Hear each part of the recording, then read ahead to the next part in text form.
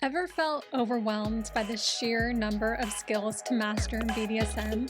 Or maybe you're worried you can't keep up with the pros? Well, you're not alone. I'm Alessandra from Dom Sub Living, and today we're diving into the BDSM Olympics. We're going to break down the top 10 kinky skills, and no, these aren't your average boring skills you already know. These will elevate your play to an Olympic level. So ready to unlock your potential? Let's get started. Welcome to the Dom Sub Living podcast. So I'm sure you already know, but this year is an Olympic year happening in Paris, France. And I've always just loved the Olympics. I'm actually half Greek, in case you didn't know, and I just love running and different sports and watching them. And I've been to France too. I've been to Paris. And so I've really been loving the Olympics this year and seeing the incredible athletes and everything they can do. And if you have been watching the Olympics, I'm sure you know there's already been a ton of controversy with the opening ceremony and people saying it was getting a little too spicy and having drag queens even. And even before that, there was controversy with the beds that the Olympic athletes were going to be sleeping on. People were saying that they were anti-sex beds. So this Olympics has just been kind of weird from the start. So it kind of got me thinking, what if we had our own type of BDSM Olympics in the kink community? And so I was kind of just playing around with the idea for fun. And I thought, well, if we had a BDSM Olympics, what events would we need to have? And I thought, wouldn't it be kind of fun if we had like a Kinky Decathlon? So if you don't know what the Decathlon is, it's a track and field event with 10 different events that the different runners and athletes do. So I thought 10 is a good number, so I thought we could have our own Kinky Decathlon. So obviously, this isn't a sanctioned event by the Olympics, although that would be really, really fun if it was. And I'm sure their views would get a lot higher if they included some of these. And you may agree or disagree with the different events I picked for this top 10 list, but I would also just love to know if you had something that you thought should add. So definitely let me know in the comments. But I thought this was kind of a great place to start.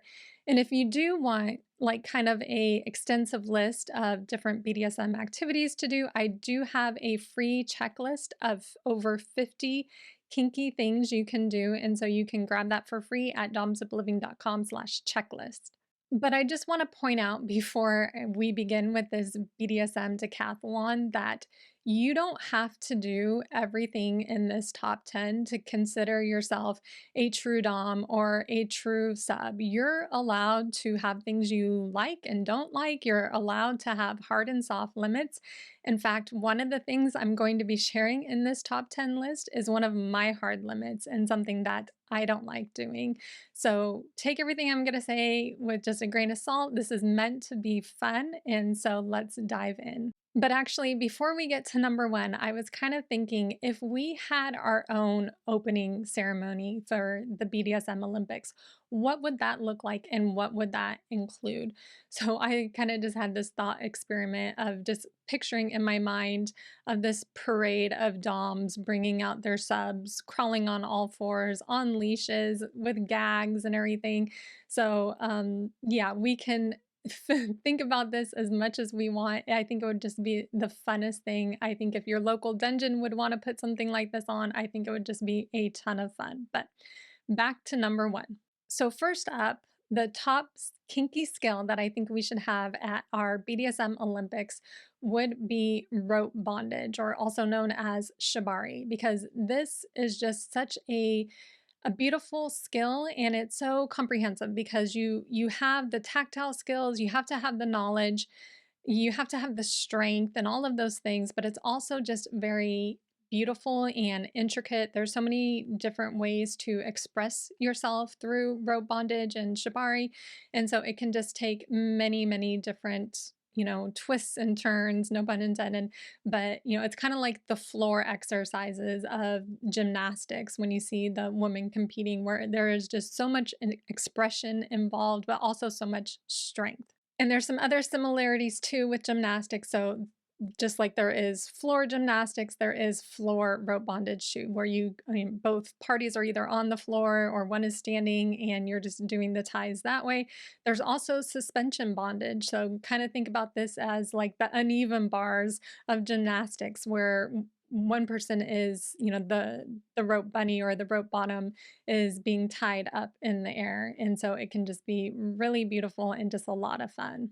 But a lot of people will actually tell me that they don't kind of get the point of Shibari. Like what's the whole point of it? Of just doing these really intricate ropes? Like where is the kink in that? And so I think people kind of like they're thinking in the wrong direction. So shibari, you're not doing these bunch of ties and trying to get through it. And even though sometimes speed is involved, and that can be another thing that we do at this BDSM Olympics where we time it even, but it's usually not done in this way where you try to hurry up and then your partner's completely tied in this intricate thing and then you're kind of like, ta-da, look at it. Like that's not the point of shibari. It's more the process of it. And so as you're tying or being the one who's tied, it's a very intimate experience. And so you can stop along the way, even if you're doing other things like role playing and impact play and pain play and things like that. You can incorporate it along the way. So definitely take your time when you're doing shibari or just rope bondage in general. Like take your time to explore each other's body and touch and feel the ropes either in your hand or in your body. So again, it's not just this thing where you're trying to get all the way through it so you can just say, ta-da, look what I did, and take a picture and then undo it really quick. Because even as you're undoing the ropes, that can be done in a sexy, kinky, intimate way. But if you're a beginner and you want to get started with rope bondage, definitely just start with basic knots. The very most simplest one is the single column tie, but just always prioritize safety. Avoid having too tight ropes and just always make sure you have safety shears or safety scissors nearby and just always be checking for circulation issues too. So now the second event for our Kinky Decathlon. So next we have impact play. I kind of already mentioned that. But so impact play, just think of in terms of like contact or hitting. So this can be things with paddles, floggers, riding crops, different whips, just anything to kind of create those different sensations on the body too. You can even use your hand if you just want to do spanking. So I thought in the spirit of the BDSM Olympics, if you want to do this at home or if you have a group that you want to do this with at a dungeon, so one way to kind of make it competitive even for yourself is just seeing how many strokes or how many lashings you can take to kind of make it more of a competitive sport. And I remember this one time when me and my dom were actually starting out, I really loved impact play, especially just even hand spankings. And I have a very high pain tolerance. I have two kids, both of which I delivered completely natural without an epidural. Not that that's a badge of honor for people who give birth, but just I have a very high tolerance for pain. So I can take a lot. And so in the beginning of our journey and trying to figure out what my range was and what my limits were, I wanted to see how much it would take me to cry, to genuinely cry. And I've heard from other people too that they've tried that to try to see what their limit really is, or they're frustrated because they think I can't cry, that no matter how, impactful my dom is doing things, that I just can't get to that point. And again, like crying isn't the pinnacle of impact play. But again, if you're just trying to experiment and do things, this is something that me and my dom did. And so, again, everything is always consensual. I feel like I have to say that like a million times because people find this podcast in different ways. But so he tied my limbs and including my hands, because if you've ever been in a very intense impact play scene before, you know, sometimes your gut reaction, survival mode, is to kind of block the blows with your hands, and so that can get really dangerous too. So, you know, all my limbs were tied, and I just gave him permission. Like, you know, we had safe words, obviously, but it was like, let's see how much I can take until I cry. And he's pretty dang strong. But so it did take a few times. I can't remember how long it was or even how hard it was. It was all kind of a blur, but I did get to that point. And so he knew as a Dom how much he could give me, and I knew how much I can take. That doesn't mean like every session is that way, but that was kind of like my way of building up tolerance. I am a masochist, he's a sadist. And so, you know, again, this isn't something you have to aim for, but if you want to kind of have fun and mix things up and kind of do your own BDSM Olympics, that can be something you can shoot for. Like, so what it takes to make you cry, how many, you know, spankings you can take, how many lashings you can take, how many minutes you can do it for. So there's different ways to just kind of make it competitive and fun, and you can even try to beat your own record. But of course, I have to give you some safety protocols. So when you are doing impact play, definitely aim for the fleshy areas of the body. So things like the, you know, the butt or the thighs, and just really avoiding different bony areas, and definitely avoiding different organs, and, you know, especially the kidneys too, and just really starting light and gradually building up your intensity over time. So, our third top 10 kinky skill, I would say, you may disagree with me, but I think it is sensory deprivation. I think that's such a good skill for DOMs and subs to explore, because it's really just about heightening your partner's different senses that aren't being restricted.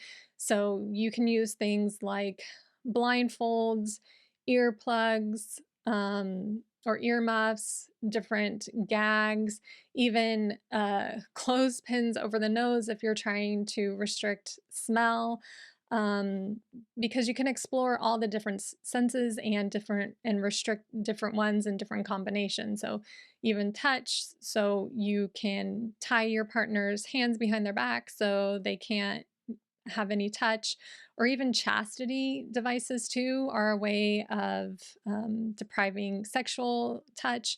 Again, smell and taste. I don't know if people know this, but when you do close your nose, it changes the way things taste. So if you are eating different things or different bodily fluids, and even too, so you can plug the nose. Again, AirPods, earbuds with music can be a way, and of course, you know, like I said, blindfolds is one of the easiest way. But just there's so many ways you can do sensory deprivation, but I think it is just such a good tool to be able to master in your scenes. But with all of these kinky skills, you really just want to make sure that you and your partner are comfortable and check in regularly, because depriving someone of their senses can really cause distress in some ways. Some people I've heard get really almost claustrophobic in these situations. So you definitely want to have safe words and be able to check in as well. And especially if you're using something like a gag where the person can't talk, to be able to have some kind of alternate safe gesture even too. But sensory deprivation doesn't always have to have this kinky outcome to it. Sometimes it's more just about being practical. Especially for me, I have a hard time staying mindful in a scene. I'm very body conscious, and also I'm worrying about a million different things. And so having a blindfold on really just allows me to concentrate on the body sensations and not worry about what my body looks. And then also having earplugs or earbuds and even listening to music helps me to just kind of zone out and just focus in on what we're doing. So if you have a sub who is having a really hard time with staying in the moment and being mindful, and or if they're self-conscious, sensory deprivation can be a really crucial tool. Now, the fourth kinky skill is something I think a lot of us take for granted, and we don't even think about the magnitude of what it really is. But this is dom sub dynamics. A lot of times when we just get into kinky play and we're doing kinky things, we forget about the power exchange element. And so dominance and submission really are the foundation of many BDSM relationships in one way or another. And what it really boils down to, it's about the exchange of power and control and giving and getting. So when you're getting into dom sub dynamics, you really need to have effective communication, you need to have trust, you need to discuss your boundaries, all these different things before engaging in this type of power exchange. Now, this is different than just one partner being the top and taking the lead and one person being the bottom and just kind of following that. These are actual roles that you take on either in the bedroom or even outside the bedroom too. And some ways you can just kind of implement this beyond one being a top and one being a bottom is just incorporating things during your scene like kneeling, using honorifics, even like sir is a good tool to have when you're exploring these dom sub dynamics. And I just want to point out too, if you're thinking, well, this isn't really for me, I want to tell you also, like, you can switch. None of this is set in stone. It's about exploring what feels good for you. Maybe you take on the dom role one time during the scene and then you switch to a more submissive role, or during the scene, even you're kind of going back and forth. But it's a way to stay more intentional during your scenes and not just doing things in a kinky way, because even vanilla people sometimes just do things in a kinky way, but that doesn't really make them kinky, if that makes sense. So taking on these roles of dominance and submission can really take your scenes to the next level. And so I would think that in a BDSM Olympics, like really mastering these roles and, having a top dom or a top sub, I think would be a lot of fun. So this would take us to our fifth kinky skill that I think we should have in a BDSM Olympics, and that would be role playing. So role playing isn't really the same thing as dominance and submission. Sometimes people group those together, but a dom and sub, that's more of your identity or your role, whereas role playing, again, it's just playing. It's something that isn't really tied to your identity and you're just kind of doing it for fun. Whereas when dominance and submission become your identity, that even when you leave the bedroom or the dungeon and you're not doing those things, you still consider yourself a dom or you still consider yourself a sub. So some examples of role playing that you can do in BDSM. I mean, obviously the sky is the limit here. I've heard some very intricate role playing that people have, but the ones that we usually know about are things like DDLG, puppy play, or different pet play things. So you can really just have these different role plays that you really get into. And so I think during a BDSM Olympics, it would be really fun to see a ton of different costumes and scenarios. I've even been to dungeons or clubs and events where they have like a little party or a puppy play party. And so like at a DGLG party, they might have like coloring and arts and crafts and things like that. So I think showcasing these at a BDSM Olympics type of event would just be a lot of fun, and kind of like almost like a beauty pageant type of thing. Or I'm sure maybe you've seen of the different leather events they have. And so I think this would just be a lot of fun. But get creative here. Obviously, you always want to be on the same page with your partner and make sure everyone's consenting and everyone's comfortable with this. We don't want to assume that our partner or the people around us are into these type of things or even okay with being exposed to them. So just make sure everyone is comfortable beforehand, and I think it would just be a lot of fun for something for you to explore. Now we're on to number 6, I think. So number 6 is edge play. So edge play involves like any kind of these higher risk activities. And I tend not to talk about them because they are higher risk. So these are things like knife play, breath play, fire play even. And a lot of people sometimes get edge play confused with edging because they're so similar in how they sound. But edging is where you're obviously like getting really close to orgasm and just really backing down and then building back up and going back and forth and kind of creating this torturous experience. But edge play means like you're on the edge of doing something dangerous. And yes, like all BDSM activities have danger. Even when we were talking about Shibari, there's risks involved with that and things that can go wrong, even with impact play. But edge play are, even in the BDSM community, those are the things that are like I said, I have a hard time even talking about these because I know it can be taboo, or the powers that be can censor me for whatever reason. So these are, again, things that you need to proceed with caution. But I thought this would fit really nicely into a BDSM Olympics because in the regular Olympics, there are activities where it kind of you're on the edge of your seat watching and kind of cringing. And some people do get really, really hurt during the Olympics. But then there's other activities that are just, I feel like even I could do that, which obviously I know I couldn't, but some of them just look super duper easy. But so edge play would be this thing that you need to be at a certain advanced level to be doing, because there is just so many more safety measures you need to take, and you just need to be more experienced. But definitely, if edge play is something you do want to explore, start slow and make sure you're practicing with a partner that you really, really trust. So the seventh kinky skill that I think would be great to have in a BDSM Olympics, and this one kind of goes along with what I think is the point of Shibari. So this one is wax play.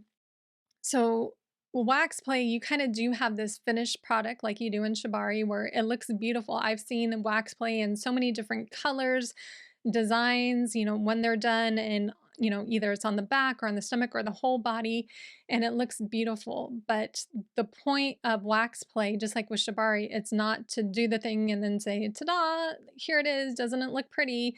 Um, with wax play, it's enjoying that process. And so we're kind of exploring with temperature, where you're dripping hot wax onto your partner's skin. And so it kind of is that mix of pain and pleasure. And you just want to do it in a very safe way too. If you're a member of Dom Sub Training, we actually have a whole lesson on wax play, and I kind of demonstrate it a little bit there. But you want to use candles or wax that are specifically made for wax play, so that way you don't give yourself like a second or third degree burn. You really need to test the wax temperature on yourself first before applying it to a partner, and avoid like hair, other sensitive areas like genitalia and things like that. But it can be a lot of fun. And if you are into pain play, this is something you can really work your way up into. They have so many different ranges of wax, some that are more intense than others in terms of heat and pain. And there's just a variety of different kinds of waxes, different colors, ones that glow in the dark. So you can really use wax play to showcase your creativity too. Now, I would say the eighth kinky skill that would be great to have in a BDSM Olympics would be medical play. So, medical play can sometimes be considered edge play because there is a lot of risk involved, and it can kind of be taboo in some communities too, but it really just involves using different medical instruments, doing different role plays too, to kind of create these erotic scenarios that kind of have this like clinical overtone. So you can do things with needles, you can do things with gynecological experiments, you can get different medical chairs and tables and do things that way. But if you're going to be engaging in medical play, definitely hygiene is a must, especially if you're doing things with needles and different instruments. You want to make sure everything is clean, that the skin is clean and sterilized too, and just make sure that you're not swapping in between partners and things like that. But medical play can be a whole lot of fun. So again, this is something you want to do either if you're experienced or definitely with an experienced partner, and so that you're really making sure everything is safe. Now, I said at the beginning of this video that you don't have to do everything on this list, and that there was even one thing on this list that even I don't do. That is one of my hard limits, that even though I'm in a TPE relationship and my Dom has permission to do everything, like he knows, like not to do this with me. It is just one of my very difficult things. And so so number 9, you may already know this if you know me, but so number 9, though, I think, which should be included in the top 10 kinky skills and in the BDSM Olympics, number 9 would be electro play.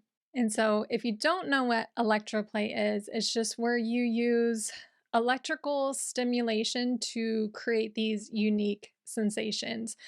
So for me, the extent I can stand electrical stimulation is, when you are walking on carpet, like with your socks, and you go and you touch the doorknob, like that in itself is just enough for me.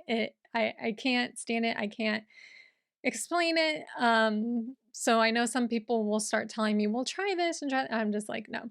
But so I'm not going to shame anyone, obviously, who is into this. And that is why I included it in this list, because it is such a popular kink. So many people are into it, and there is so many different ways you can explore it. So one of the easiest ways to kind of get started with this, a lot of people have TENS machines at home, and a TENS machine kind of has these different patches that you put on different muscles when you have back pain and things like that.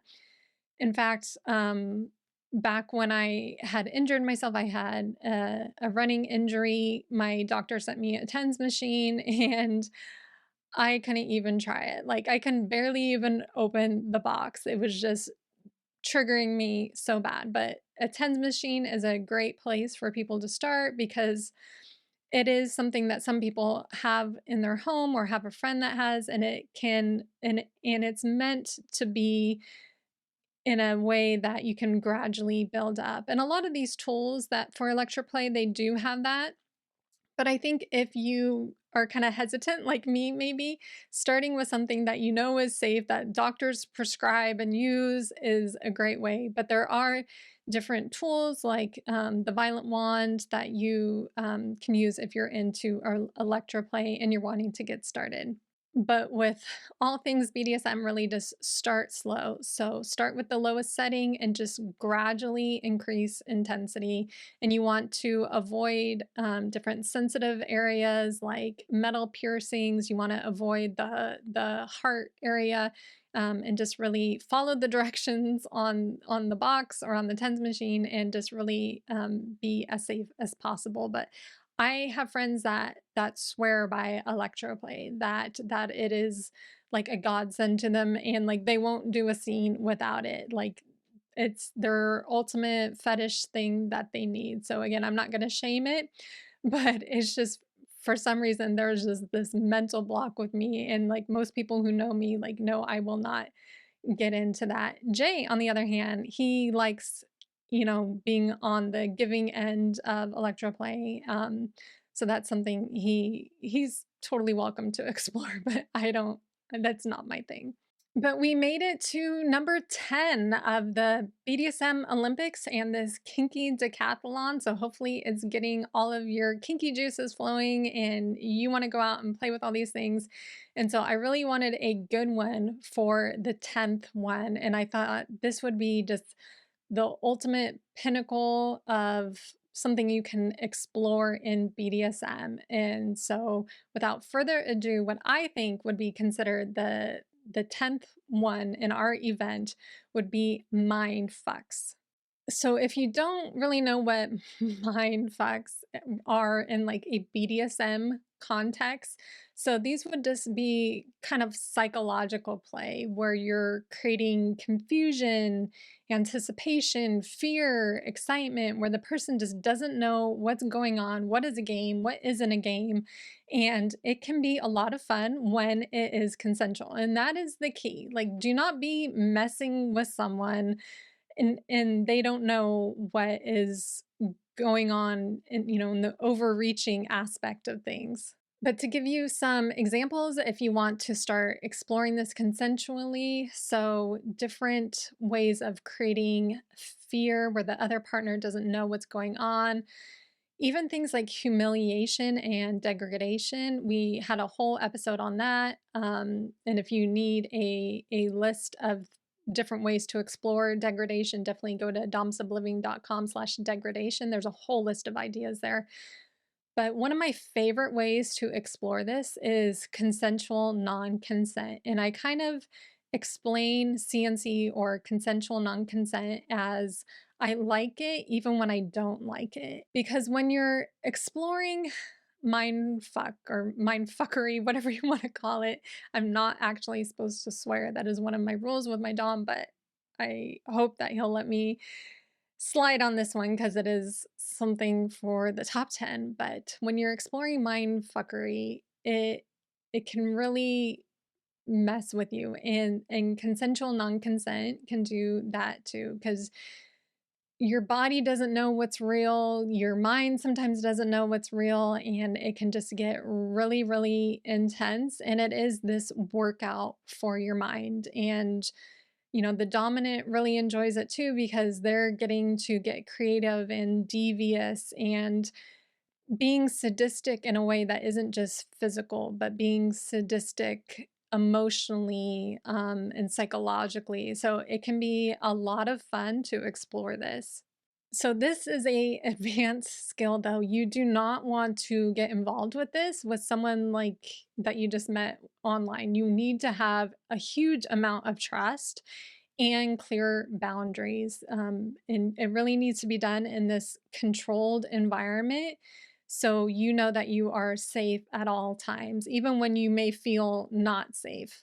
So that would be my 10th pick for something in the Kinky Decathlon. And I was thinking, if we had a BDSM Olympics, what would we have for the closing ceremony? Because every Olympics has this huge closing ceremony. And I thought it would have to be like this huge event of this huge group with aftercare, with tons and tons of aftercare, massage, cuddling, tons of blankets. Everyone has a juice box in their hand. And you may go to different dungeons or events, and they may even have like an aftercare room or a cuddle party at the end. And so I think that would just be the greatest way to close out the BDSM Olympics. But today we covered the top 10 kinky skills in the BDSM Olympics, from rope bondage to wax play, and these skills can really elevate your BDSM experience. And again, this isn't an exhaustive list. If you want a list of over 50 kinks, definitely go to my site at domsubliving.com/checklist, and you can get an even bigger list of all of the kinky things that you can be exploring to really get your juices flowing. But remember, mastering these skills takes time and practice, but the journey is incredibly rewarding. But always prioritize safety and consent. If you enjoyed this video, definitely subscribe and let me know if you agree with my list of events for a BDSM Olympics or what you would include. And stay tuned for our next episode, where we'll dive into everything you need to know about maintenance spanking, so you do not want to miss that one. You can check out all of the details and links for this episode in the description. But thank you for joining me, and until next time, keep embracing your power and pleasure through Dom Subliving.